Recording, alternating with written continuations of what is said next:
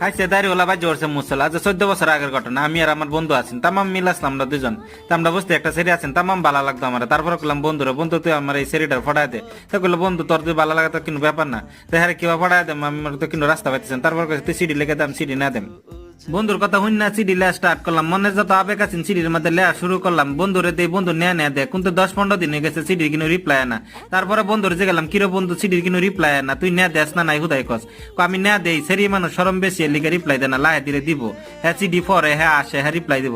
তারপরে 1 মাস পরে সিডি একটা আইসে, হ্যাঁ রিপ্লাই দিছে, বন্ধু আইনা দিছে, কয় হ্যাঁ রাজি। তা আমি বহুত বেশি খুশ আসলাম, এবার আলাপ করতেছিলাম সিডি। তা আমি সিডি দিদি বেশি দেই, হ্যাঁ কম দেয়, হ্যাঁ সিডির মধ্যে বেশি ভাগ লেয়া তাই তুমি যদি আমার বালা পাও তা ফেস টু ফেস না লক করতাম না, তুমি আমার লাগে অপেক্ষা করে পরে লক করাম। তো এবার চলতেছি না আমরা আলোচনা। তারপরে 3 মাস পরে শুনি হ্যাঁ 2 মাসের প্রেগনেন্ট।